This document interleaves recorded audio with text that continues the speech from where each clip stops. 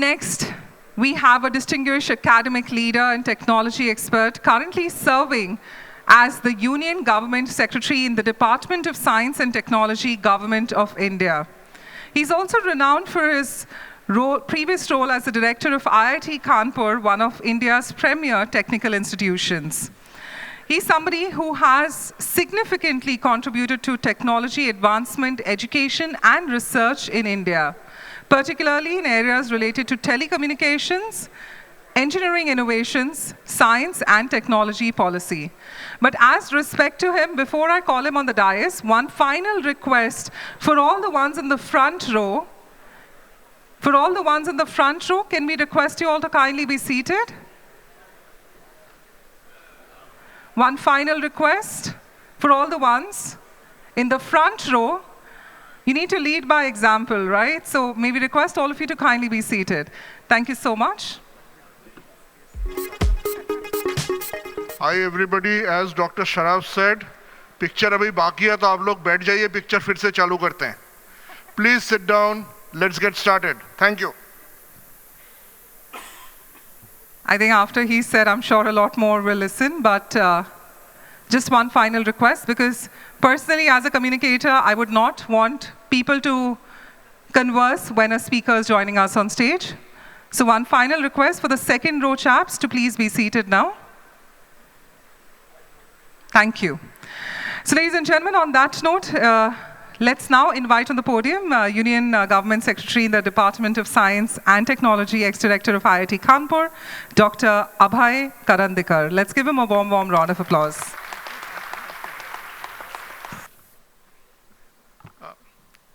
Thank you very much. His Excellency Hadi Bardi, CEO of Dubai Economic Development Corporation, very distinguished scientist, Dr. Mashelkar, Professor Jhunjhunwala, Shri Sarat Saraf, Shri Debashish Bhattacharya, all the distinguished fellow IITians, the directors of IITs, and all the eminent alumni who have been very distinguished professionals. It is indeed an honor and privilege to address all of you in this Pan IIT alumni meet. Let me just briefly first recount the progress that India has made recently in the science and technology over the past decade. As our country charts its course towards the global leadership, it stands poised to leverage its technological progress and a very vibrant and dynamic workforce and the robust public-private sector collaborations that has emerged in the recent years. In recent years, we have significantly improved our global standing in scientific research, and I must say that IITs have played a significant role in that, advancing our position in terms of scientific publications from 7th position some decade back to about 3rd position globally, and the nation's scholarly output in science and engineering has significantly surged from about what used to be 75,000 plus publication to more than 2 lakh publication recently. We have also increased our global innovation index ranking from 81st to now 39 in the last 10 years, and this index ranking is based on 65 parameters, and many of them are related to innovation. India has emerged as the 3rd largest startup ecosystem in the world. Today, we have about more than 150,000 registered startups.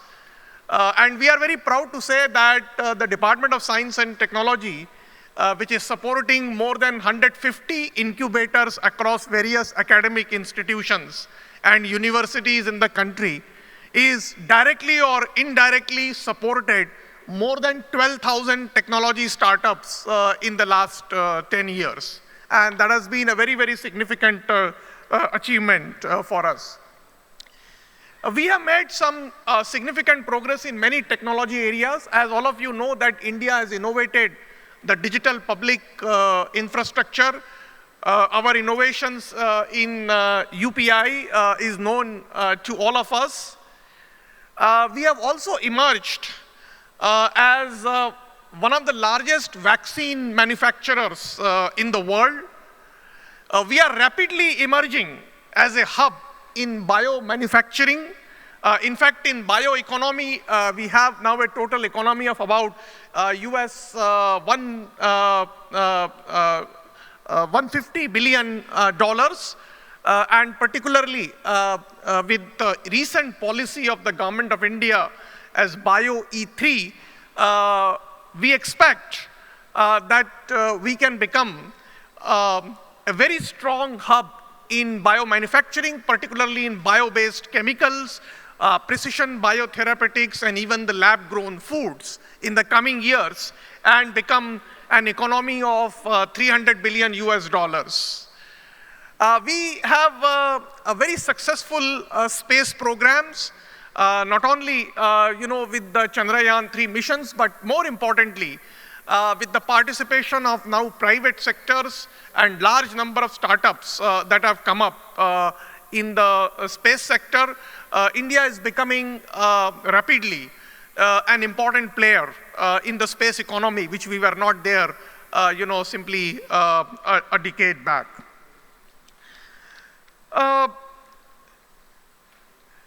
I must say that recently the government of India has launched many important high-stake missions. The Department of Science and Technology itself has launched a very important mission of quantum technologies in the National Quantum Mission. That is a mission with about 6,000 crore budget outlay, and is targeted to develop technology in the area of quantum computing, quantum communications, quantum sensing and metrology, and quantum materials and devices. We have set up 4 mission hubs, and 3 of them happen to be in IT, and the 4th one is in Indian Institute of Science, Bangalore, with about 17 technical groups. We have also funded startups in the area of quantum technology.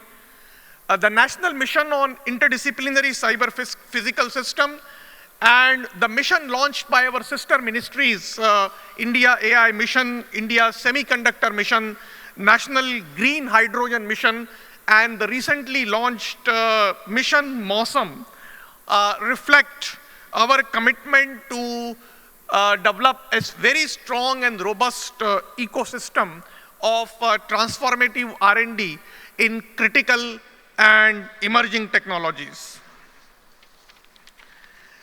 We are strengthening our technological leadership also with the establishment of the Anusandhan National Research Foundation. In fact, I also happen to hold the additional charge of the CEO of the Anusandhan National Research Foundation.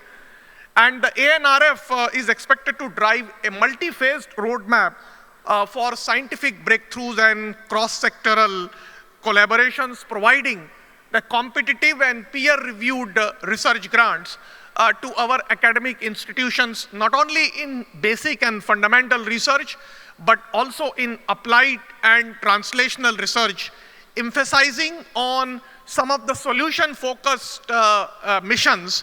In fact, we have recently launched a mission on electric vehicles, on e-mobility, and are expected to launch missions in the area of advanced materials, photonics, medical devices, technologies, and so on.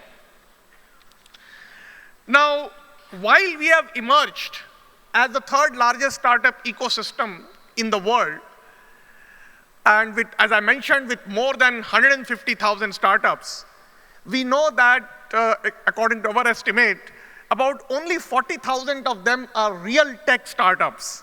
And it is our estimate that only about 3,500 of them are real deep tech startups.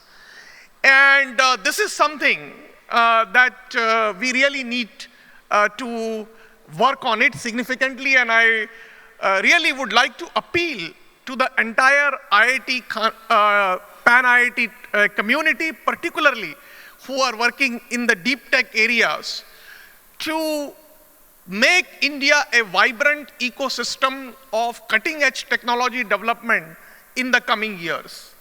While India has received substantial investments in the form of either in the private equity or VCs in the startup space, the investment in the deep tech space has been less than $7 billion, while the total investment has been more than 70 billion US dollars in the form of venture capital or private equity and so on. The government has recognized this, that the deep tech startups really have a long gestation period, need patient capital, and therefore, we have seen that the venture community who are typically, averse to risk have not come forward to investment in some of our cutting-edge areas in the technological space. And recognizing this, and while, as I mentioned, that 10 years back, the government had taken steps to catalyze the entire innovative entrepreneurial spirit, recognizing this, that the deep tech startups require the patient capital, the Honorable Finance Minister in the recent budget had announced setting up a 1 lakh crore corpus R&D fund for investing it in the private sector R&D. I'm happy to say that the work is significantly progressed since then, and this fund will get operationalized in the coming months, and we expect that this fund of about 1 lakh crore, which is approximately 10 billion US dollars, will be only for investing it in the private sector, including the startups and the corporate R&D. In the sunrise domains, like the bio, energy, AI, semiconductors, and so on. And we hope that this investment will encourage the private sector to scale up research and innovation in sunrise domains and also help catalyze the VC investment. In fact,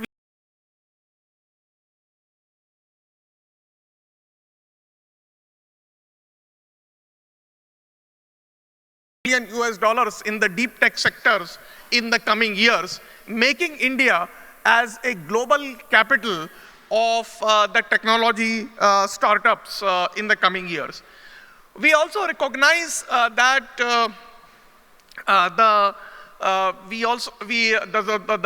technology startups need shared infrastructures in terms of facilities for testing and certifications, for regulatory sandboxes, etc. In this regard, the government has been working on the policy of the National Deep Tech Startup Policy. This is also a draft which is under considerations, and we hope that once this draft is approved, we will be able to create even more enabling environment for the startup sectors. While in the recent years we have made significant progress in the science and technology, several critical challenges remain, and that require concerted attention in the years ahead.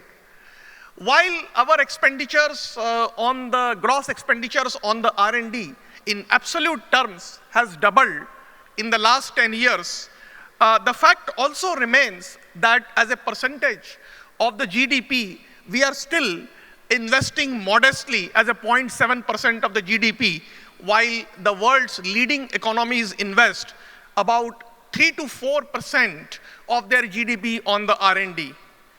However, the more concerning fact is that the investment on the R&D expenditure is primarily happening in India from the government funds only. For example, in India, of the total expenditure on the R&D, 65 to 68% is coming from the government, and the private sector is investing only about 30 to 35% on the R&D, while in most of the developed nations, it is exactly the other way around. For example, in South Korea, it is about 70% of the investment is coming from the private sectors. And this disparity suggests that there is a need for incentivizing the private sector to invest in the core R&D, because even if you enhance the gross expenditure on R&D from the government, whether it is in the form of creating new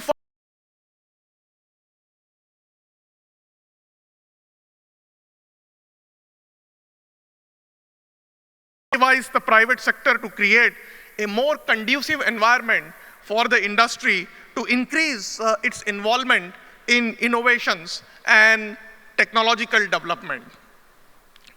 Apart from the expenditure on the R&D, India's full-time equivalent R&D per million continues to be an area of concern.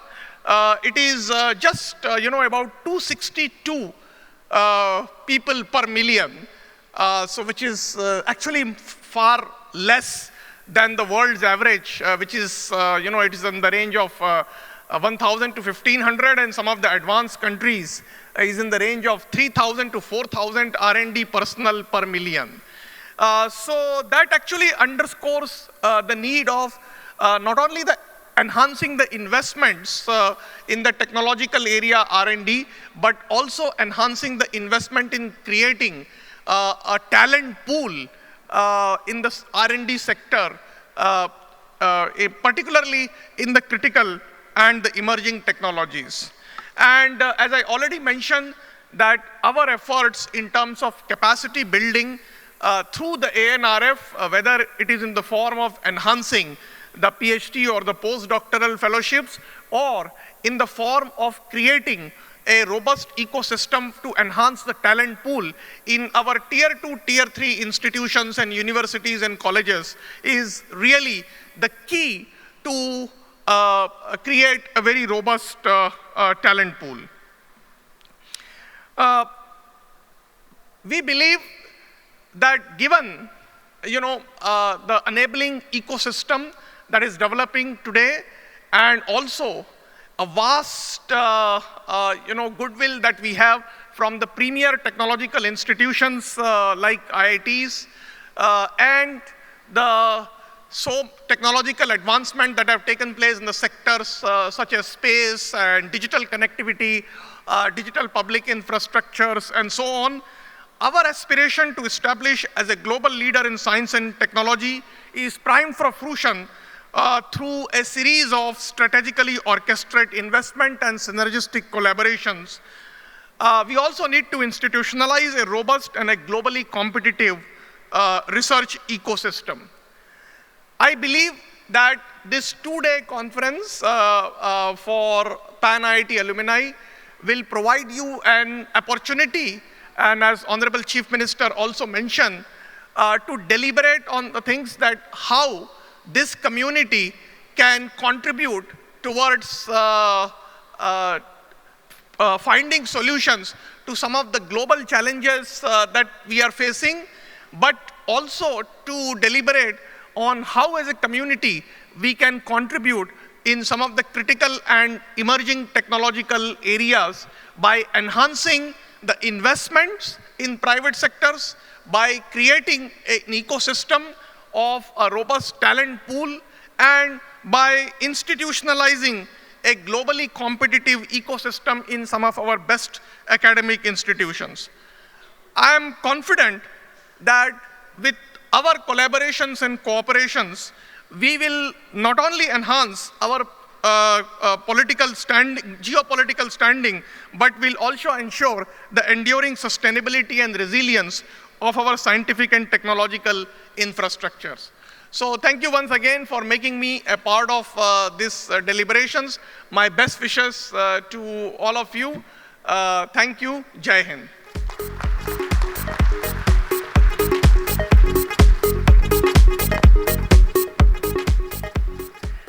Thank you so much. And ladies and gentlemen, on that note, it is now time for us to go ahead with our next speaker. And trust me, you do not want to miss, as we're going to be calling upon one of India's most distinguished research and innovation leader, renowned for his transformative contribution to science, technology, and intellectual property.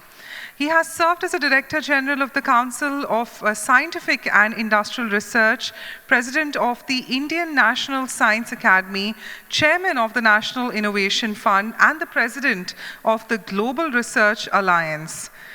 Also, allow me an opportunity, as I'd like to tell that he's not just a Padma Shri, Padma Bhushan, but a Padma Vibhushan recipient as well. He broke Dr. Kalam's national record of holding 48 honorary doctorates. He thereby has 51 honorary doctorates to his name, highest for any Indian engineering scientist. Also, he's the only living Indian scientist today who has achieved the Fellow of Royal Society, Fellow of US National Academy of Science, and a Fellow of US National Academy of Engineers in this country. Allow me an opportunity to now invite on stage none other than Padma Vibhushan recipient Dr. Raghunath Mashlikar.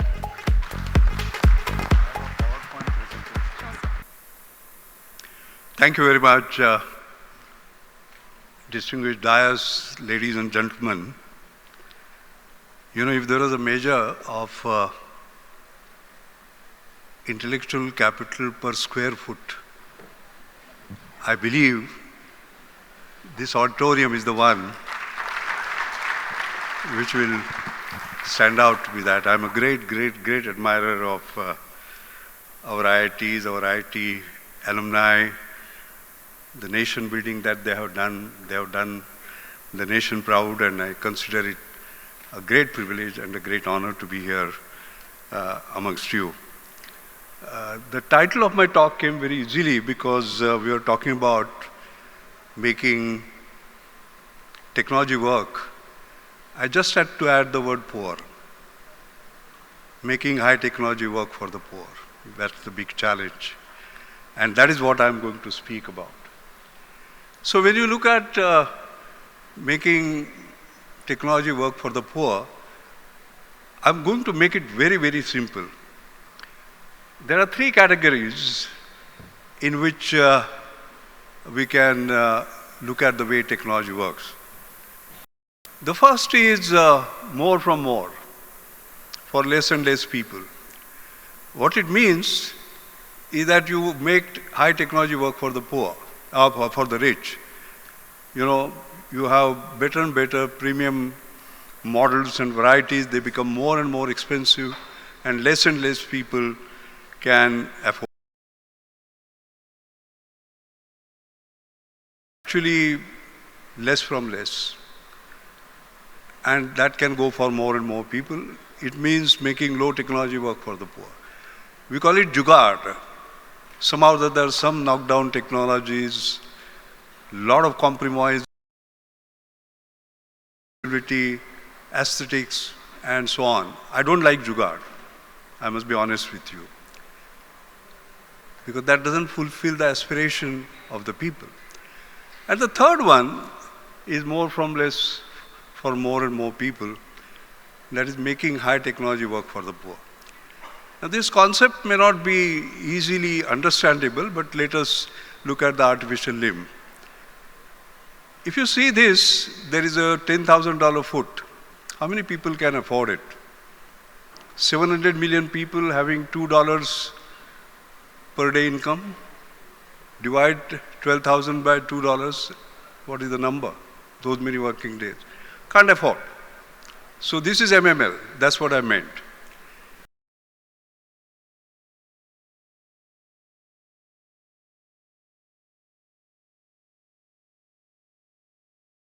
What is most important is more from less for more. actually having a foot which can perform miracles. The next slide actually shows you this Jaipur foot. It's magic. Working in fields. Just see So they can freely work with how this on the field and we flexible don't have this to change particular their foot profession. is. He climbs, and then you can see he jumps. And when he's asked,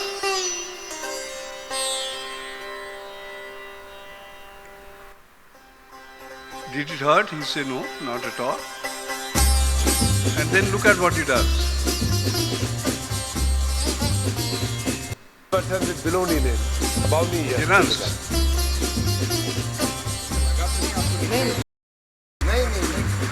And he can run a kilometer in 4 minutes 30 seconds.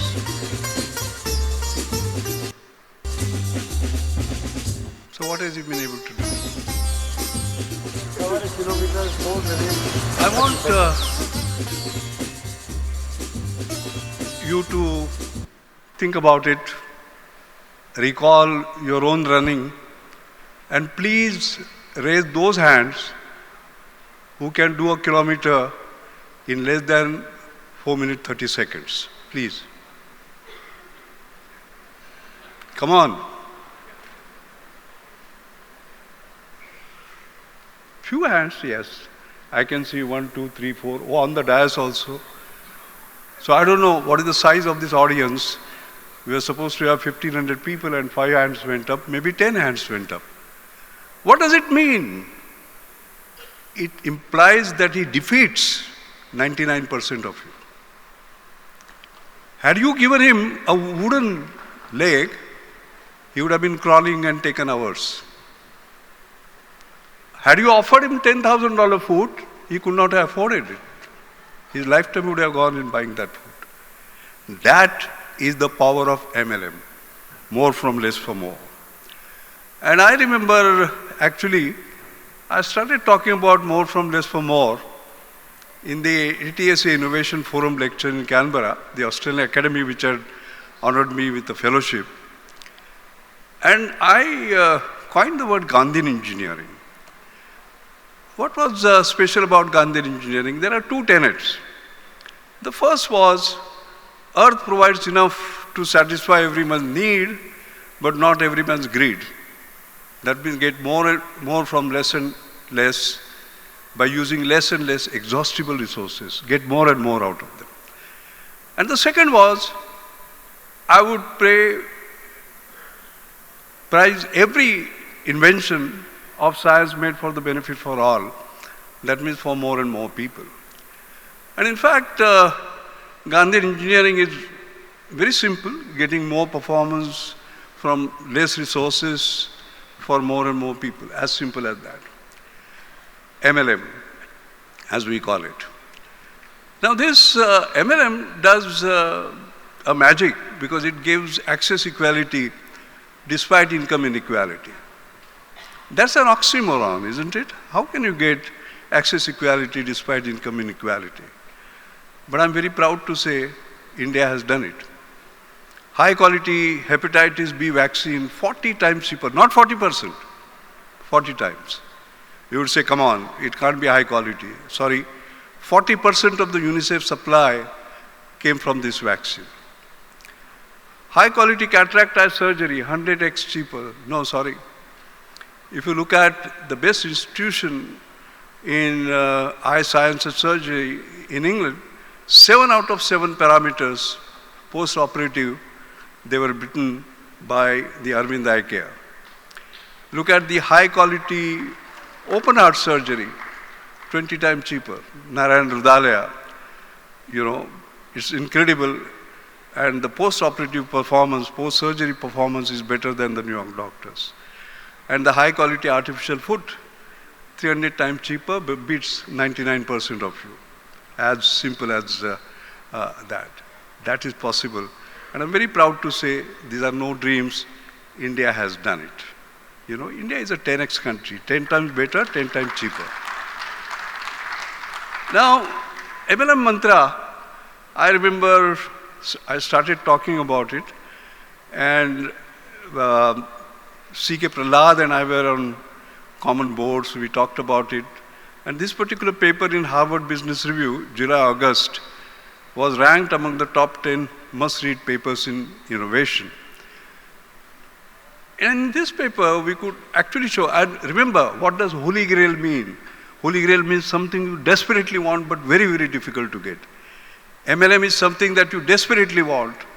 Affordable excellence is what you desperately want, but very, very difficult to get. That was the paper, and we did it because it was Harvard Business Review. What businessmen can do, because it's always doing well and doing good.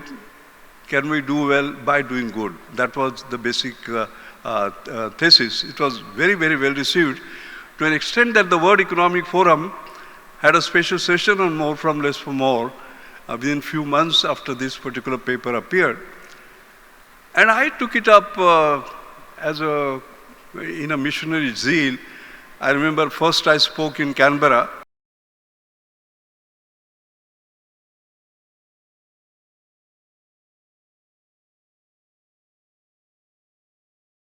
They're setting up special programs on inclusive innovation. The Vietnam Inclusive Innovation Program of $50 million, for example, came very, very quickly. I remember speaking in Bangkok, Kuala Lumpur, Manila, Asian Development Bank. They created a program. I remember speaking in Europe, and Brussels, European Commission had invited me to speak on this. And I remember in their Horizon 2020 program, they included this affordable excellence, not frugal innovation, not jugaad, but more from less for more. That's very, very sort of different. They incorporated that. China, I remember speaking there, several other countries. Interesting part was in Tokyo, because they were looking at the sustainable development goals and how they can be accelerated, and how MLM can actually influence it. I remember speaking at several other places. And while championing all this, it became very clear that when it comes to India, we do require the so-called MLM paradigm to solve healthcare problems. Because the challenge is that of creating sort of technologies which will have this affordability, accessibility, high quality, and finally they are universal. Like you can see, accessibility to the remotest part of the country. The Honorable Chief Minister was mentioning about this, taking rural people to doctor rather than the doctor to the rural people. High quality healthcare of excellent quality and performance using highest technology, and universal. It has to be very user-friendly. That's extremely important. I mean, to an extent where we are talking in terms of just cuff into a smartphone and you know what's happening to the lung. You just look into the camera, something that Honorable Chief Minister was looking at it, and you know your hemoglobin, and so on and so forth. Now, these are impossible looking things, but if you do that, that is transformative, that is game changing. And then you would say, if this is what needs to be done, then what is it that you did yourself, apart from speaking? Well, I sprung into action. I created this Anjani Mashelkar Inclusive Innovation Award. I must tell you about my mother a bit and why it came about, and that's why the responsibility she has thrust on me. And I'm working very hard to come to her expectation. Many of you may know, but maybe some of you do not know. I was born in a very poor family. I was born in Mashel, a very poor village. My father died when I was 6. My mother brought me to Mumbai, this city. She was uneducated, did any kind of work that she could. 2 meals a day was a challenge. I remember walking barefoot until I was 12. I studied under street lights, and the breakthrough came when I stood 11th among 135,000 students. in SAC. I got a Tata scholarship, that's how I could study. And then something interesting happened, the rest is history of course, that Tata scholarship of 60 rupees, Tata did not notice that they missed it, but it made all the difference in my life. So I have this habit of carrying some cash in my pocket all the time. And I remember as a Director General of CSR, I was in Delhi, and every weekend I used to come, and while going, I used to give the money back to my mother. I never left my research, always did that even when I was DG in Delhi. And when she passed away, we found that all her money was tucked under her saris, in her saris, and with a little note, don't forget where we came from, and therefore do something good for those who do science for the good of the people.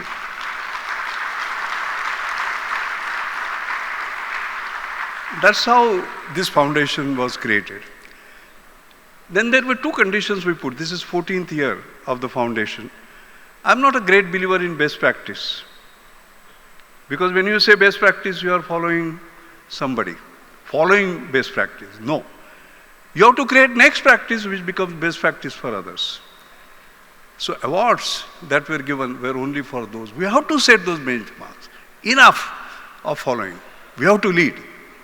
And second was making high technology work for poor, because making low technology work for the rich, very easy. Making high technology work for the rich, very easy. But making high technology work for the poor. So we had number of awardees.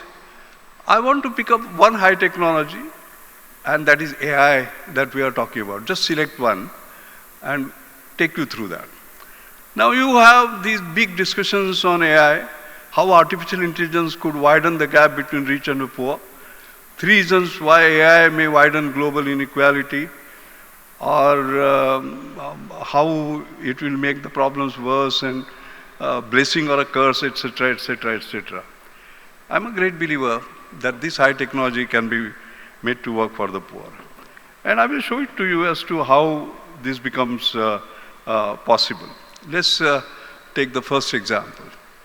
Here is Shwasa. This is an AI-powered respiratory health screening. All that you have to do is to cough into a smartphone. So it's a software as a medical device solution which offers early screening of respiratory problems, uses AI-powered analysis of cough sounds to detect and monitor respiratory health. So you can see it is real time. As you cough, you know. It is inexpensive, and I will give you the price tagline. It is scalable, because as long as you have phones, you can cough into a phone. So there are no limits to scaling. It is unbound, accessible, and easy to operate. And you can now see the difference between the best practice and the next practice. The best practice is using spirometry, all right, for respiratory problems using cough biomarkers. And you can quite clearly see the difference. Look at the equipment cost. The spirometer will cost 1.5 lakh. This is zero, you already have the phone. The assessment cost is 1,000 rupees or so. Here it is just 1 rupee. And the time for results is around 90 minutes, and here it is actually instant. This is what I mean by best practice and the next practice. And what is the technology?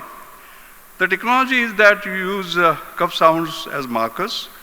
You have the standard St. George's respiratory questionnaire, and Shwasa actually can do a disease prediction of COPD, which is chronic obstructive pulmonary disease. It tells you whether you have COVID-19, you have TB, you have asthma, you have bronchitis, and so on. And this is the way the output actually comes up. I will not elaborate on that. But the most important point I want to make is that this is not jugaad. The technology is such that the deep science of it has been published in papers like Nature, journals like Nature, and you can see that here. That's what India needs to do. making high science, making high technology work for the poor. Not less from less. It is actually more from less. And of course, being health, we have to have the certifications, and you can see all the certifications around the world that this has received. But most importantly, the impact from Indian perspective. As you can quite clearly see, there are government partners now because TB is coming back in a big way. And it would be nice to know by just coughing whether you have a TB or not, all right? And the private partners are coming up like Apollo and CMC Vellore and so on and so forth. And the most important part is that you can cough in a village. And the biggest city, the doctor can tell you whether you have something or not. That's what the Chief Minister was referring to, isn't it? Taking the doctor to the rural people and rural people to the doctor, etc. You can quite clearly see what difference it is making. And then, of course, you look at the 2000 award that was received by these founders. It's called Salsit Technology.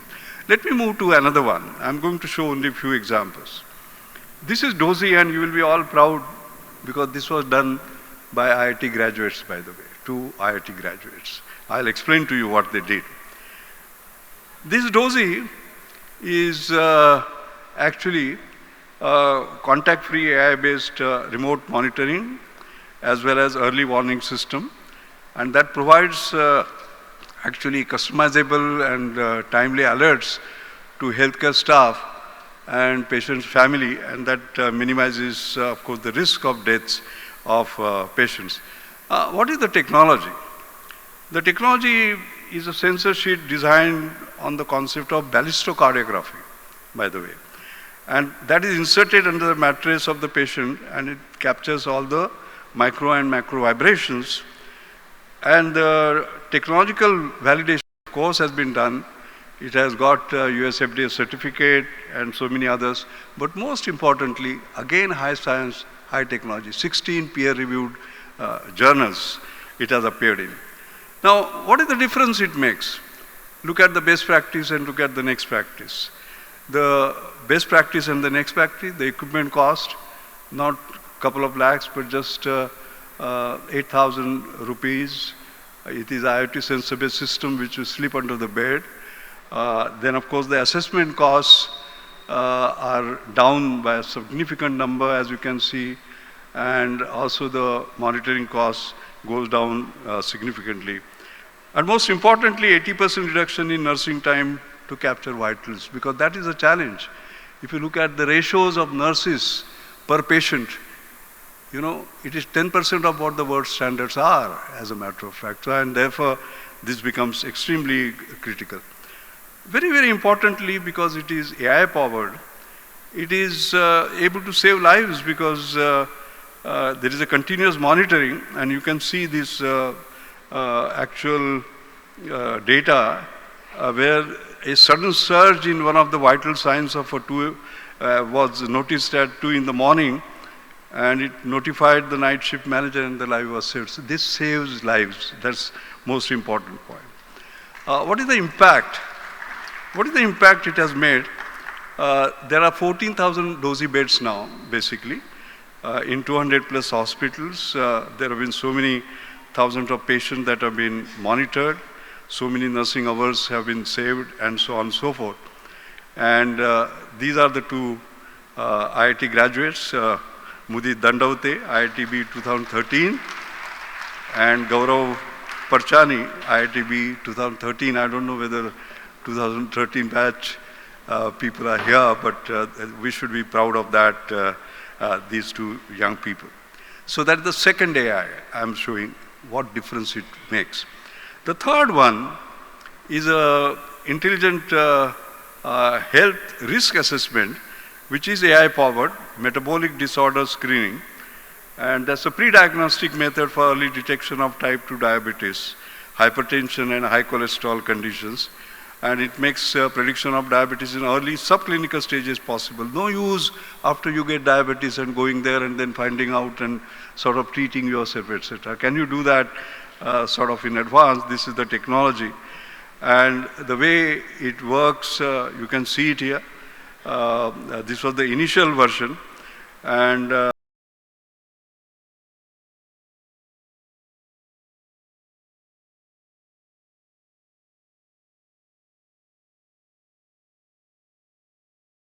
And modeling its variability under the influence of metabolic conditions like diabetes, like hypertension, like dyslipidemia. And once again, you can see the kind of specificity and sensitivity very high, and the certifications that it has received. And there is always from best practice to next practice. She created the next practice herself. And this is the next solution by Arca Research, which is actually a handheld, ultra-portable, multi-parameter device that allows convenient, cost-effective, and accurate way of monitoring metabolic health by inserting fingers into a socket of sensors using photoplethysmography. And actually, Arca's proprietary software is able to analyze this data and measure 20 plus parameters related to metabolic health. And once again, best practice to next practice, you can see what the best practice means and what the next practice means and the kind of difference it can make in terms of giving instant results at a fraction of the cost and so on. Is it being used? Yes. The impact is felt sort of all across in the hospitals, government partners, private companies like TCS, Tata Consultancy Services. They have tens of thousands of employees. They now subject them to these actually then they can deal with only a small fraction of the total who are at sort of high risk. You can see the difference actually it can make. And very proud to see this photograph of this young lady who got the prize in 2023. So this was the third one. And the last one is Save Mom. This Save Mom, you know, when women get pregnant in rural villages, and our Chief Minister was referring to it, they have to sit in buses and cross, go a long distance, few kilometers to do their maternal health check. No need. Senthil, whose sister used to travel several kilometers, he was employed by Google, by the way, and he said, why do they need that? And he created an IoT sensor-based system which provides continuous monitoring and AI-based early risk prediction. The platform offers care to a pregnant mother and her child for 1,000 days for 1,000 rupees, 1 rupee per day. Mind you, the affordability is not affordability. It has to be ultra affordability. 10% would not do. 10x will not do. It has to be ultra affordable. And what does the technology look like? It is like this. There is a wearable that uses the PPG sensors for continuous data monitoring. And the health workers, they periodically record the vitals. And the platform is trained on data of thousands of mothers and predicts risk in pregnancy. In fact, in the first trimester itself, it can tell you whether you are going to have early pregnancy, is it going to be safe, and so on and so forth, etc.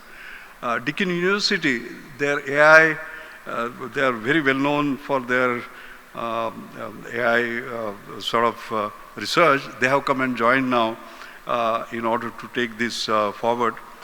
I think the most important part is the remote pregnancy monitoring and risk prediction is creating the big difference. And you can see the best practice currently, women lining up as against you just have an IoT sensor-based system around your hand and making a difference. What I'm very proud to see is that Harvard Business School has a case study on this, by the way, on this innovation. They already onboarded 36 lakh women on the platform, 35,000 successful deliveries. They have partnered with 4 state governments. Andhra Pradesh is making it mandatory now. They are working, as we speak, with Bangalore Municipal Corporation to monitor 1 lakh pregnant women, and it is going places. And this is Senthil, by the way. This is in my office. There is a photograph of Gandhiji, and since this was Gandhian engineering, he insisted that we take a photograph with Mahatma Gandhi, who is looking down upon him, as you can quite clearly see. A fantastic sort of. Let me end, I will just have 2 more slides. What are the challenges that we face? And I want to be very brutally frank with you and honest with you on this. I think the first is the medical practitioner community is extremely conservative. They don't want this, in fact they don't like it. Why? Because when they prescribe, go and get these tests done, they get certain percentage of those from those people who do those tests. Now percentage of 10,000 rupees is quite a lot, but if you are doing it for 1 rupee or 10 rupee, 10% means nothing, no? So there is a challenge. The second is long scaling period because talent, technology and trust challenge. I'll come back to that. The third one is the ecosystem struggles with adaptation of disruption. Because these are disruptive, game-changing, things happening instantly, cuff and you know, and the rest of it, etc. And societies don't adopt disruptive, game-changing technologies easily, so as to say. So we are facing that problem. Third is the venture capital. I'm sorry to use the word vulture capital. We need adventure capital. And that is missing. And they need adventure capital. I'm very proud to tell you on 26 September,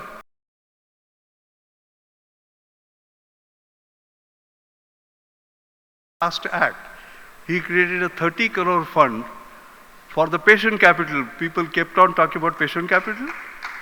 Patient capital and compassionate equity. For precisely these, because who would bet on them? Because these are going for values, not for valuations. So somebody has to come and support them, no? And he has created that particular fund, and we have, of course, an MOU. And the government is the key stakeholder, but bound by long processes.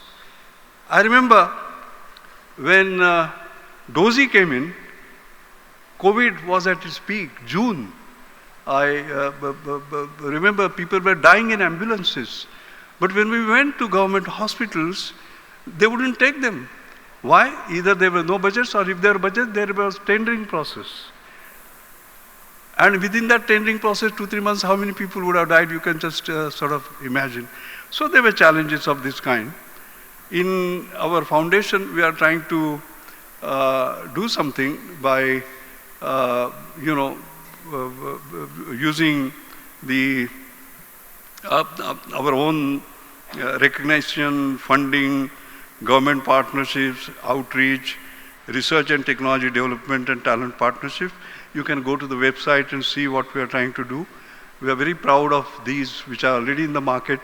Many of them are in 10 countries, 15 countries, 20. One of them is in 40 countries now. And my last slide, very proudly, is all these winners from 2011. What is common between them, common among them? Not going for valuations, but for values. They're all more from less for more. They're all for creating access equality despite income inequality. And very proudly, I would say that some of them, I mean, like the, you can see on the right-hand corner, this talent, technology and trust, I like to explain. Like you see Naveen Khanna, he had a dengue one-day test. 15 minutes you come to know whether you have dengue or not. US FDA certified, US patent, nobody would take it. Why? Because we were importing from Australia, from South Korea, and from US. Then came pandemic, we ran out of kits. We went to these countries, 2 of them said we can't, South Korea said we will in the time that was there. And South Korea boarded those kits on the wrong ship which went to Africa. So we had no kits. So what was the option? Go for Naveen Khanna's kits.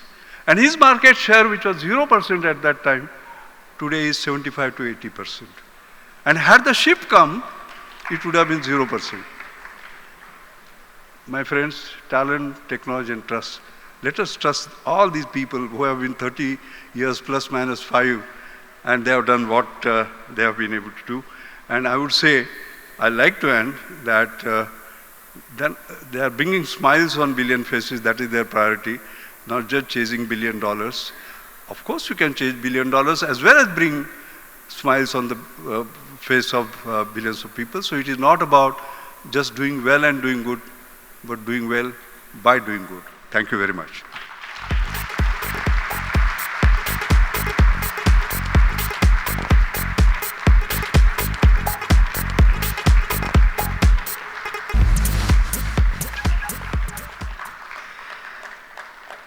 Well, I'm sure the applause says it all. Once again, let's warmly applaud him for all his achievements and all his contribution. So with that, ladies and gentlemen,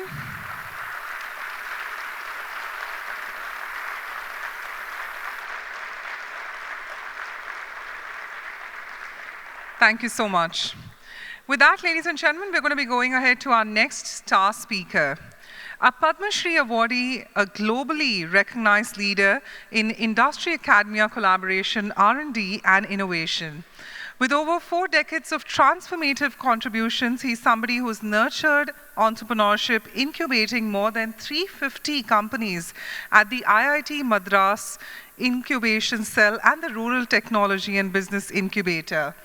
He's somebody who's been instrumental in conceptualizing and establishing the IIT Madras Research Park. Let's warmly invite Institute Professor, IIT Madras, Professor Ashok Chunjunwala. I'm going to take you back making technology work for India. I'm going to start with, since it's a pan-IIT meeting, I'm going to start with IITs. I'm going to start with the fact in 1947, what happened? When India became independent, we are technologically in a fairly poor situation. And to overcome this, the 5 IITs were created. The basic thing about the IITs that were created was that they will be building the industrial, scientific, and technological edifice of the nation. They will be fully autonomous institutes. They will be supported fully by the government. They will be, quality will be the only benchmark. And what did IIT do? If you look by 1970s, IITs were producing the best bachelor student in the world. Our students went all over the world and they made a mark. By 80s, what people may not know as much, we were starting to produce extremely good master students. And our master students went and created industry throughout the country. In fact, the IT industry, they played a major role. The leaders, see, you go to even a smallest industry and you'll find a CXO is from one of the IITs. By 1990s, we were creating PhDs. And that was producing now faculty for large number of institutes. In 80s, we were graduating only 20,000 engineering students a year. By 1990s, we were graduating 1 million students, and many of the IIT PhDs were going there. And this 1 million young graduates that were coming up from all over the country were really starting to transform India. But remember that while all this was going on, we're still not cornerstone in building the scientific, industrial, and technological edifice of the nation, because we are still importing everything. At best, adopting technologies coming from outside. By the turn of the millennium, IIT started thinking differently. That we need better industry-academia collaboration. Yes, we have produced our undergraduate students, master students, and PhD students. Now we need to impact industry and startup. And it is in this context that some of us had started this IIT Madras Research Park, understanding that the innovation thrives when the faculty, the youngsters, and the industry come together. And this is what we actually did. And at the same time, we created our incubation cell, recognizing that many of the industry in India are risk averse, and therefore you need startups which work 18 hours a day, and we created this incubation cell. And what did we do? Both these IITM, RP and IC started as with some seed funds. For example, IIT Madras RP Research Park borrowed 300 crore rupees from the bank, and it took almost 10 years to pay back the money with the interest, and today generates 70 crore cash profit. IITM IC started even with less money, few crores. We have 350 startup by June, valued at 50,000 crore rupees. Many of the companies that we have invested close to 10,000 rupees, and we have got returns of 10 crores. What were the lessons from IITM Research Park and Incubation Cell? I'm pointing this out because going forward we'll need this. Both were governed by independent board. We neither had interference from the government nor from IIT Madras. I think that's a critical part, that when you create something independent, it flourishes. But remember that even while we have achieved all this, the original mission to create scientific and technological edifice of the nation is still not done. We are still importing and everything. IIT's Research Park need to do much more. And it is in this context, some of the people in NASSCOM got together and we created this Immersive Technology and Entrepreneurship Limited. Objective is to take India to leadership position in at least 10 areas in 10 years. Design, develop, own technology and manufacture. Not just bring everything from outside and manufacture them, just assemble them. This is what has been going on. Made in India program has to go far more and has to make an impact. This is what we are trying to do. Remember that India has large number of scientists. Some 60, 70,000 scientists in IITs, in triple IITs, ISCs, CSIR labs, various other government labs. But what happens? We publish paper, our publications have been going up. We are also filing patent, but the commercialization is still weak. Many industries have reasonable R&D, but most of them are adapting technology that is coming from outside the country. We of course have startups, and if they are nurtured, they can make a huge difference. And what we need India is to leverage all these three: scientists, startups, and academia, and bring industry together and really make a difference. And this is what the organization ITEL is trying to do. We recognize that startups have made a huge difference in the country in the last 15 years. In fact, transformative role that we have played. For example, fairly soon that we started, we found one person, a graduate from IIT Kanpur, did bachelor's and master's, went to join an industry and Jaguar, and soon in 4 or 5 years became the leader of vehicles, and then came back to IIT Kanpur and started this company, Terra Robotics, and said that we have to make India a leader in robotic technology. They are these youngsters which are determined to do that and will make a difference. I'll move away from IIT to another one. This time to a company called Trishul Space. This is founded by a person, Divyam Kashyap from Muzaffarnagar and Aditya Singh from Prayagraj. They had gone to Chandigarh University, where they said the only thing that was used to go on is writing exam. So what did they do? They decided that some 7, 8 of them got together and they said they want to work on space. They fortunately found an NPTEL course. NPTEL courses that are being done in all subjects by all IITs. They started with that. They found a retired ISRO scientist to mentor them. And they initially made 500 Newton engine. They were successful, rocket engines. Then they started trying to make 5,000 Newton engine. They failed 13 times. Anybody would have given up. They did not. They finally succeeded, and today they have created a startup. We're saying we'll get to 25,000 newtons and we will become the world leader, make the lowest cost rocket engine in the world. And remember, these are not people who are coming from IIT, but they have been taught by people from IIT. There is another company, L Diffusion, a person coming from an unknown college. Fortunately, he had a teacher who had done his PhD in chemistry at IIT Madras. And he taught him everything about diffusion, coatings and diffusion for wear, oxidation, and corrosion. Unfortunately, that professor passed away. He started a company, but that professor passed away in COVID. He started a company and started meeting this. There was no takers.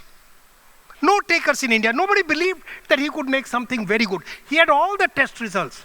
Then he went to Dubai and Middle East. And there he found all the oil companies lapping him up and started creating. And now everybody wants to invest in this company and wants to take this forward because he's making some of the best coatings in the world.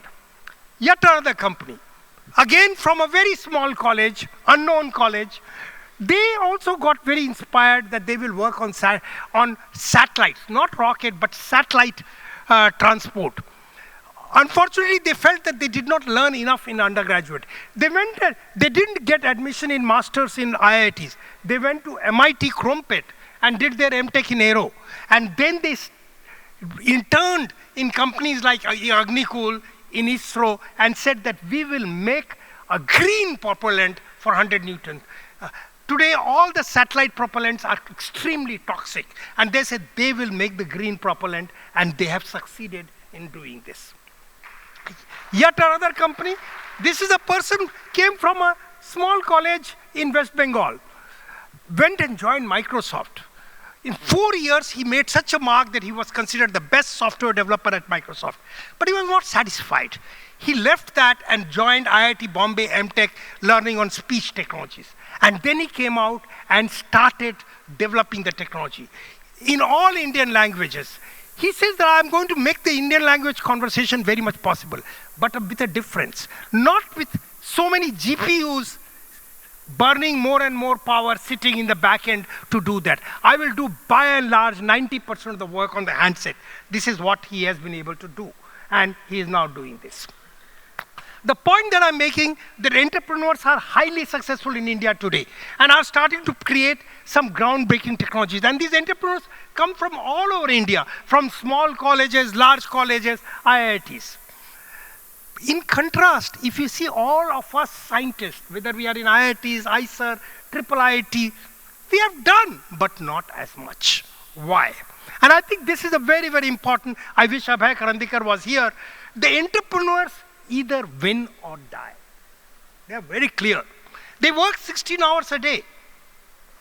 You don't get criticism when they work on 16 hours a day. No, they know that they have to make impossible possible. They are risk takers. Would fail, but get up again. Will fall and get up again. They are not funded by the government. They are funded by venture capitalists who are themselves risk takers. And they have the full freedom. They don't have to define what they have to do exactly. They continuously change based on the result. On the other hand, the government-funded research, every aspect has to be defined in a proposal 3 years before the proposal is submitted. It has to be risk-averse because you will be measured on every count. Anything that you fail, you will be considered a big failure. Budgets are cast in stone. Even 2 years later, after I get the project, what I am going to purchase has to define, even the quotations has to be submitted. And then, as our Prime Minister once mentioned when we brought it up, that the pai ka hisab mangte hain. This is not science and technology. You cannot take up impossible, and because you have to be allowed to fail to be able to become successful. So there is a very big difference between what entrepreneurs do and what the government-funded science come. Very tight oversight by government as well as the institutes. Government have very tight oversight. The institutes go one step further, and they ostracize the scientist for every failure. So what does the scientist do? They don't take risk. They try to do minimal. This is one of the biggest problem, and we need to change that. What we need is a very different approach to science. We need a directed research to commercialization, a lead technologist and a person who understands finance coming together, assemble 7 to 8 scientists around the country from different places and get 10, 15 startups and say, in this area, we want to become the world leader. We also need to, it's very difficult to, when we invest $5 billion in AI, US will invest $500 billion. How are we going to compete? So we have to focus on large Indian problems and solve them in a unique manner. Use this to address similar problems around the world and become the leader in the global stage. I'll take some examples. For example, today in Chennai, or in Pune, or in Bombay, or in Bangalore, to travel home to office, it is taking an hour, 15 minutes. Only 15 kilometers. Two-way travel, 2.5 hours. Is that the future of the India? Or similarly, what we really need is a system which can enable us to travel in 20 minutes. 20 minutes must be green, must be energy efficient, must be able to handle peak traffic, and buildable in existing cities. This is the challenge. Can we take up this challenge and solve this problem? Similar problem. Goods transport across the country from Chennai to Chandigarh takes now 5 days. And highly polluting. As India's GDP grows, our demand for transport like this will go up by 8 times. How are you going to handle? Build more and more roads? No, we need a very different kind of solution which can take things in 24 hours. Again, extremely energy efficient and using only green energy. Is something like this possible? One will say impossible, one will give up. There are no solutions like this. And this is exactly where we need to come up with something. And there are youngsters who are now working with sciences and technologies. And for example, working with, for the first problem, pod system which are going to be able to get you in a guaranteed manner 15 kilometers in a city in 20 minutes. This is the kind of thing that India requires. Another problem of India, low-income households are very low income. And what do they do? When they need to even do a minimal business, they often borrow at 36 to 60%. There is microfinance which gives them a loan around 26%. Why 26%? Because they themselves borrow money at around 12%. And then they assessing risk and operations for 30,000, 50,000 rupees loan. Multiple times they have to visit, and that costs a lot. And as a result, most of them land up into debt trap. What is the answer? The answer is, with using AI, a digital human on WhatsApp, meeting the woman at her home, talking to her, figuring out the kind of work that they will do for the loan and the risk assessment, and bring down the cost of risk from 13% to 3%. Overall, make the money available at 15%. This is the kind of challenge that we really need to take. AI has to be used in a very different manner in all Indian languages, and this is the kind of thing that we are doing. Our climate change is looming on us. Our cities, earlier, there used to be a flood in Chennai, heavy flood in Chennai once in 5 years. In last few years, started once in 2 years, or once every year. Now, twice a year. And this is happening everywhere. Can we take this problem that we will, in urban areas, we will figure out a way to not have floods, even with increasing rain? This is the kind of problem. I know, for example, IIT Gandhinagar, a young professor is trying to work on problem like this. We need to join people like that to solve problem like this. Heating and cooling consumes almost 50% of world's energy. Today, we use our thermal flask. We put 1 unit of electricity, get 0.9 units of heat or 0.8 units of heat. But we, as engineering students, as IITian or other, we know that there is something called Carnot engine, which can, with 1 unit of electricity, can produce 4 units of heat and 4 units of cooling. Can we come up with an innovative solution which can really be extremely cost effective and make it possible for us, for example, in a multi-storied building, have a cold water pipe and a hot water pipe, cold water pipe being used for freezer and air conditioner, hot water pipe for clothes drying, shower, washing machine, cooking, and make it less costly than using fossil fuel. Is this something that we can do in India? Certainly we can do it in India. I can go on. Can we take leadership in assistive technology? All kinds of things devices are required. Can we put 50,000 young engineers to work on problems like this? Only India can afford to do that. Only India has the capacity to do that. Well, I want to try to come to the end. Before my 20 minutes, IITs have made great contribution to India. I outlined it in the morning. But the task is very much unfinished. Today, India has enough talented scientists, engineers, and youngsters raring to go. Not just in IITs, but all over. Indian industry needs to be nudged to work on this. And we need to make India a technology leader. To the IITians, what I am requesting you, help us do that. I'm very clear that this we need to do, 8 to 10 years. We will bring scientists in all IITs, ICERs, NICERs, ISC, Triple IIT, CSIR labs in all labs. We'll bring thousands of startups to work, youngsters to start. We'll do this. We need your help. We need your help. Maybe take up an area where you have expertise and help that group. Or maybe find startups which can do this. Find the right scientists which can do this. Or even help us financially in getting us there. We are very determined to go do this because this was the original aim with which IITs were created, and this is what IITs must do. Thank you very much.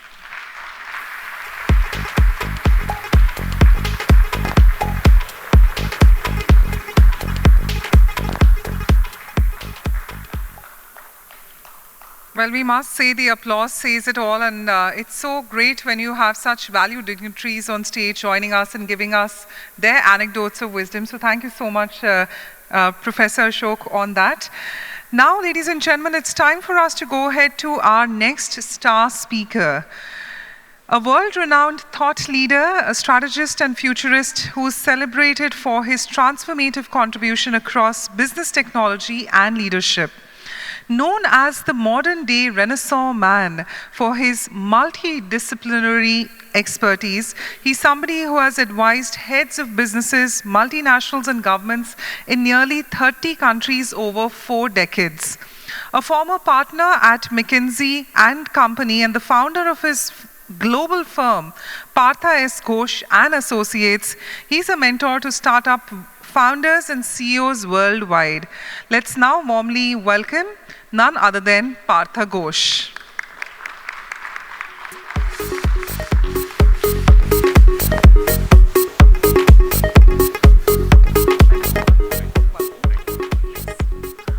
I was about to say good morning, but good afternoon. We have not been able to honor the timing part of the conference as well. Dr. Mashalkar, we were talking about the per capita IQ of this room. Unfortunately, much of it has moved outside. So may I request that someone makes an effort to get them back to this room. The only reason, not because I am talking, but in honor of the people in the podium, in the honor of the people in this room, and most importantly, in honor of the purpose of this conference. The purposes of the conference, the way I see it, is to lay out an agenda for the country, for the world. In the process, we can make a difference. In the process, we earn a stature which the world could look up to. And that's not going to be easy, because having been to many conferences around the world, I do notice there's a lot of humility, a lot of desire to learn, a lot of desire to think of out of the box. I love the word that was used by Dr. Mashalkar, not the best, but the next. That would be one of the theme of my presentation. Now, being the last speaker, it is an advantage because I've learned a lot what the previous speakers had to speak. It is a little bit of a disadvantage because many of the things which I wanted to say has been said, but on the other side, it is a good challenge because it allows me to build on what I've learned to create some thoughts of the future. Now, ladies and gentlemen, esteemed guests, fellow IITians, I think it is a very special privilege for all of us, whether we are sitting on the dais or being here, to think of the future in the new terms. And particularly when we talk about technology, we have to understand the context, because technology is contextual. When you think of Thomas Edison, he didn't finish high school, but he gave the world the electricity, the telecommunication, and the beginnings of all of technologies. It didn't come out of MIT. It didn't come out of Princeton. It didn't come out of Stanford. They all existed, not Cambridge, not Harvard, but from an individual who just about did not complete high school. Now that's the message, that how do we create an environment where the people who are the weakest segments of society have the courage, the vision, the confidence to make a difference. And that's where I think we together have to create that environment. Now, and when I look at the world, and fortunately because of my work, I do get a chance to understand the world a lot. And what I'm noticing, that we are really at a cusp, and we really mean at a cusp of a tectonic transformative shift, both in the global economic, geopolitical, business landscape. And we have to understand that. So any attempt, and that's why I agree with the word best versus next, to connect with the past, which has been best, is irrelevant in the future. That's point number one we have to keep in mind. We have to realize the development approach that we have taken is always with the nature. That's why we are talking about climate change. That's why we're talking about the economic disparity. So I would like to say, to navigate into the future, we have to look at the 21st century with a fundamentally different lens, with a mindset, with a thought process, which cannot be extension of the past into the future, but fundamentally something new. So we do need a new S-curve, and civilization, if I may say, not only India, but the world, is at this point of inflection. So it is my hope, with all the efforts that the organizers have put together, all of you have come from different parts of the world, it is our responsibility to see what that new S-curve would be. And I think that is the purpose of Pan-IIT conferences. It is not to celebrate what we have done, we must, but what is to, purpose should be more to define what might come into the future. Not to predict, not to peep into, but create the technology which others would like to peep into. And I think that possibility is there, because if I look at the development of India over the last 77 years since independence, I think we have achieved 5 things which we should recognize. First, obviously all of you know, self-sufficiency in food, global visibility in several sectors like biopharma. We have earned a lot of respect, information technology, space travel, and of course many of you have been in leadership positions, not only in this country, all over the world, from Google to Microsoft to various places like my firm McKinsey. We have earned a significant amount of respect in different quarters of the world. There's no doubt about it. And in the last 10 years, I sense a new sense of self-confidence. But sometimes I feel it's overhyped. So we have to also understand that there are 135 nations whose human development index is better than ours. We cannot neglect that. We think in terms of size of the economy. Yes, we are 5th largest or 4th largest. It doesn't really mean much, because we are 1.6 billion people, 1.5 billion people. In terms of per capita income, we are $2,500. Average of the world is $13,700. We are 1/5 the average. Forget Japan or United States, Norway or Sweden, which are in the $100,000 category. Then when you look at pollution, I don't have to talk about it. When you look at corruption, I don't have to talk about it. India doesn't rank too well. And most damaging of all, which we often do not realize, that India's trade balance since 1950 has been negative. And what does it tell you? that we are not competitive. We are not producing products which the world would buy. We buy more than we sell. In the process, we have suffering from negative trade balance. So yes, we have achieved a lot. I learned a lot of the things which was discussed earlier. These are all important steps forward, but yet I think it's very, very difficult to problems that we are facing, which we must connect with full reverence, particularly people at the base of the pyramid. Now, I look at the challenges that we face in India with a very positive mindset, but we need a new strategic framework, and that framework should define how do we want to get ourselves organized, how do you want to channelize the energy of the IITs and the many other colleges and universities towards a higher level purpose. And that definition of a strategic framework is yet to come.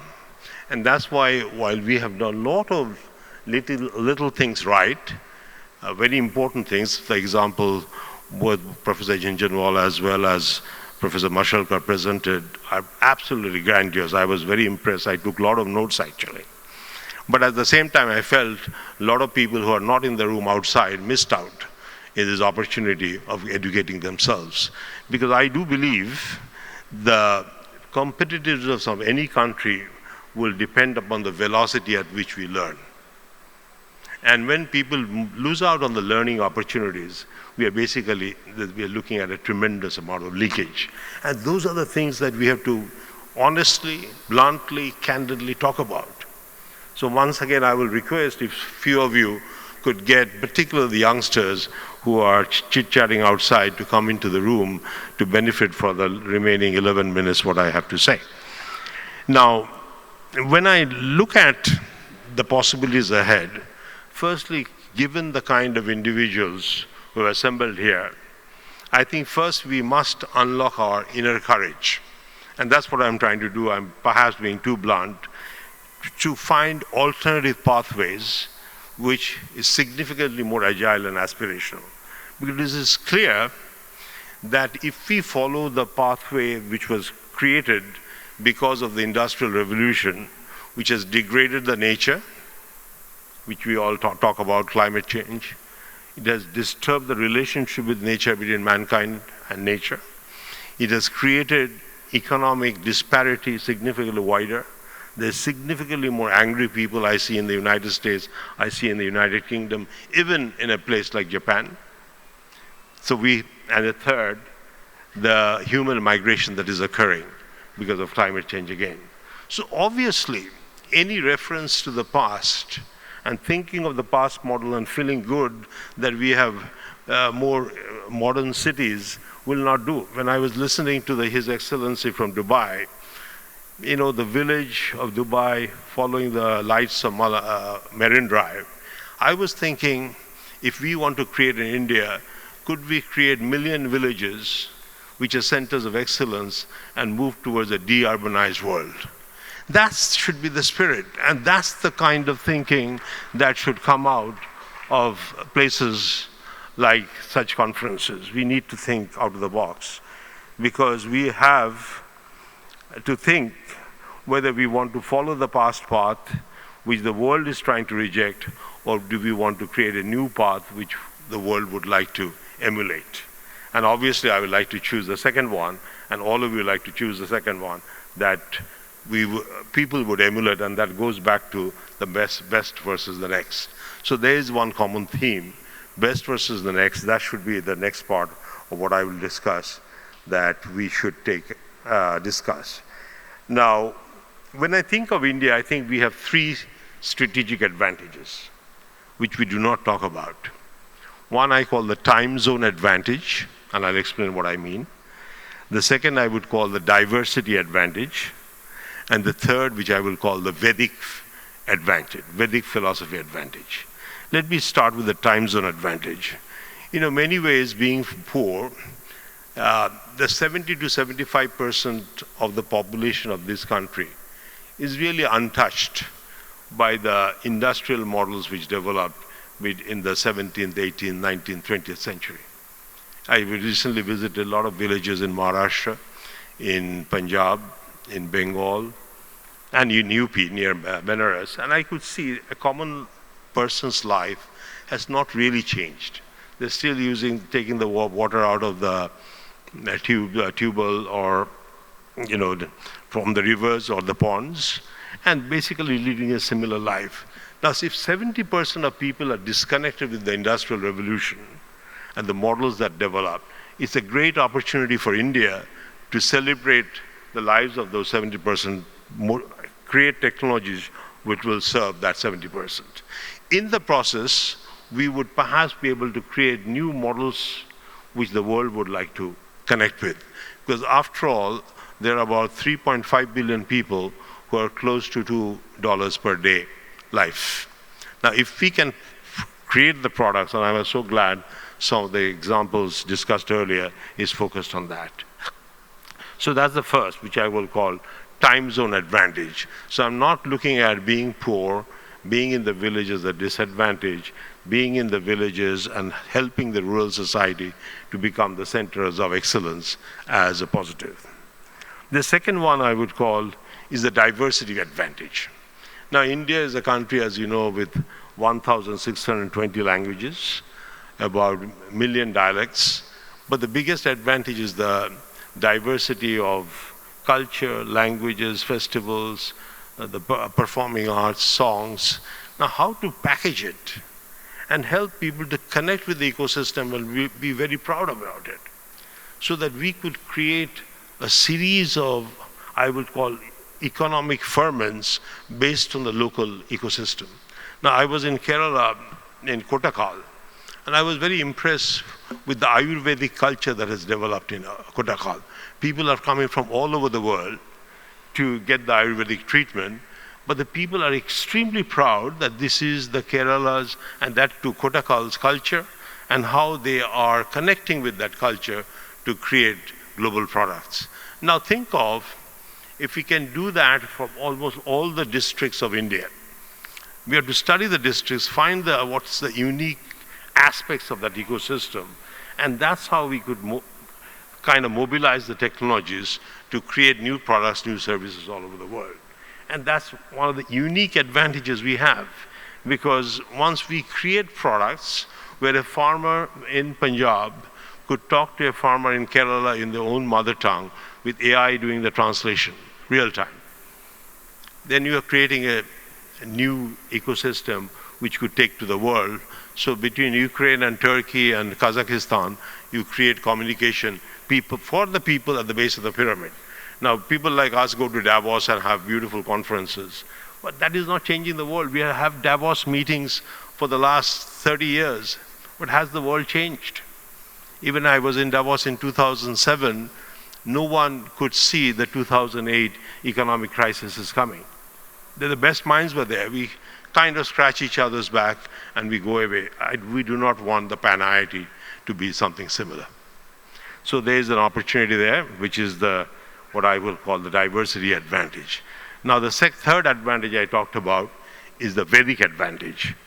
Now, for any country, the world, the civilization or company, or for that matter, any individual to change, any institution to change, you need a strategic framework. A framework within which you could create initiatives which the world would celebrate. Now, if you look at the Vedic philosophy and use that as a framework, then I think we could give to the world something world could truly celebrate. I'm not just talking about Vasudevam Kudumbakam, which these days we are talking about a lot. This is important. But I'm talking about the fundamentals of Vedic philosophy, which is harmony with nature, that creating products which will not hurt the nature. It talks about service as a fundamental way to celebrate humanity, creating new kinds of services which India could create and take it to the world. Like one area I think will develop quite a lot is the spiritual services.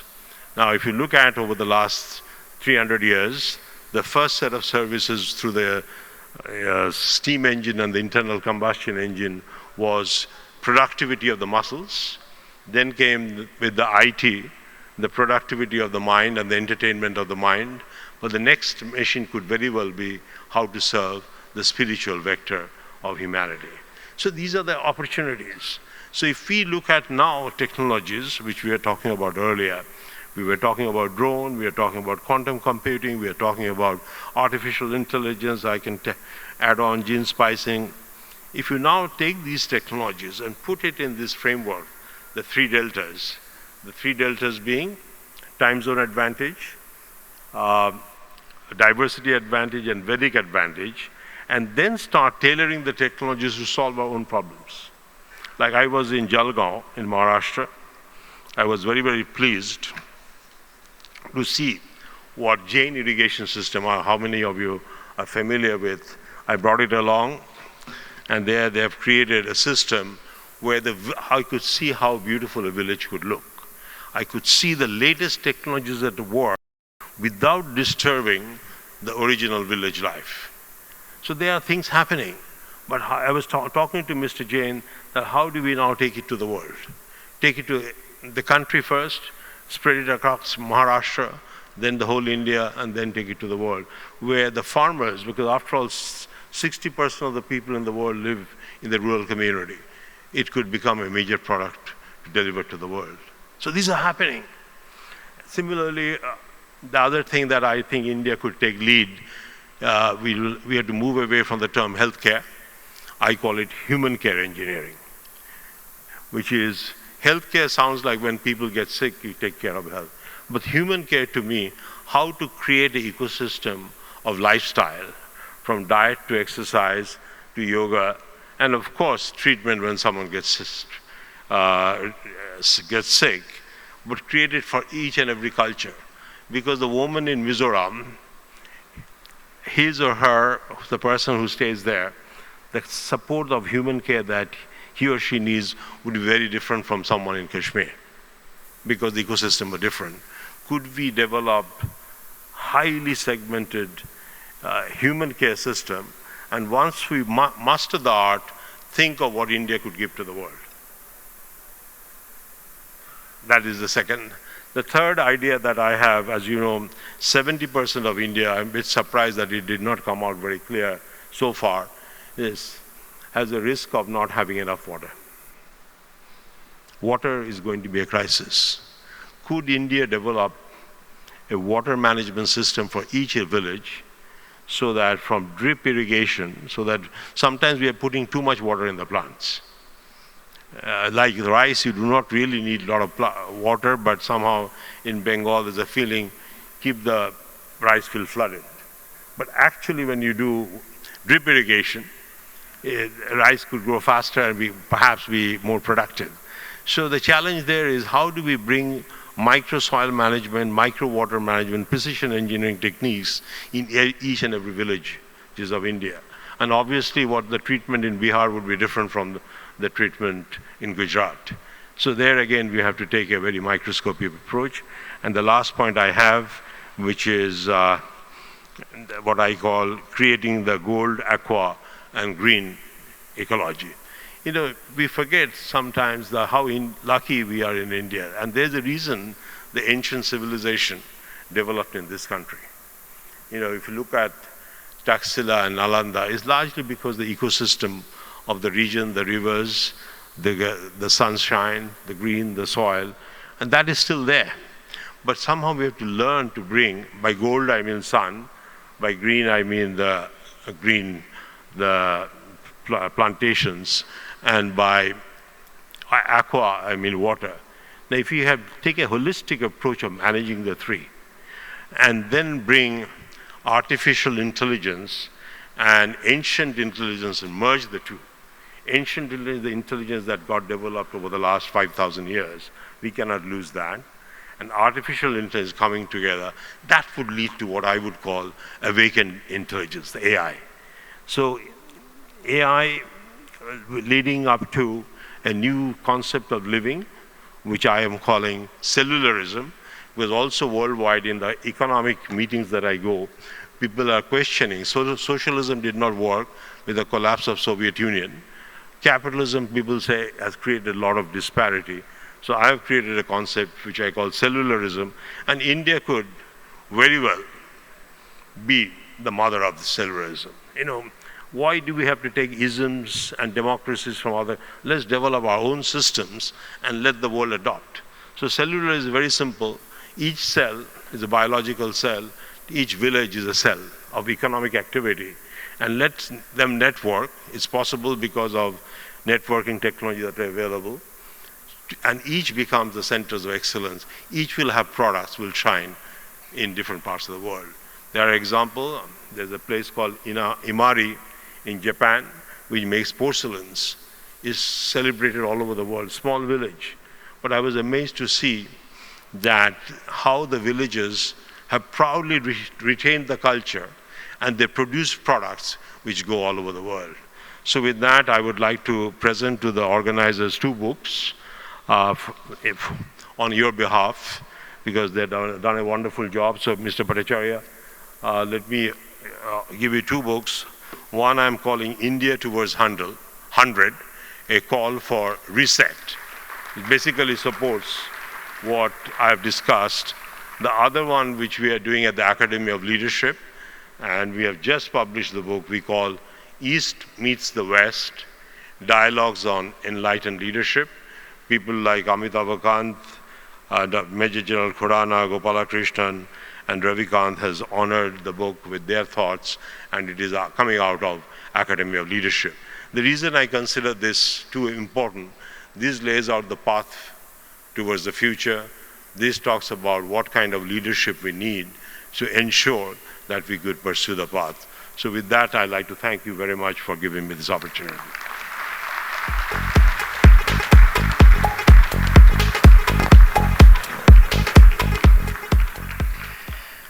Well, what a fabulous curation of content it's been from all our leaders. Ladies and gentlemen, once again, a warmer round of applause.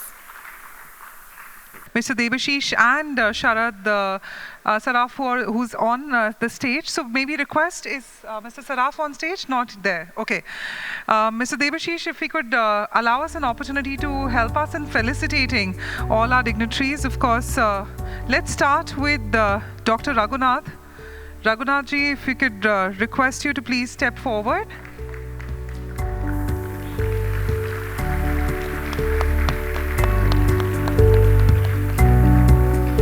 Professor Ashok.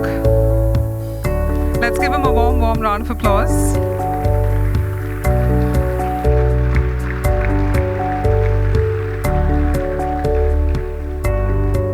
Parthakosh, may we request you to please join us in that frame and of course allow us an opportunity to pay the homage and give him respect through the token of appreciation. And with that, if we may request all our dignitaries to come together in one frame for a group photograph. These moments are pivotal, and I feel that an encouraging round of applause will only justify this moment. Sir.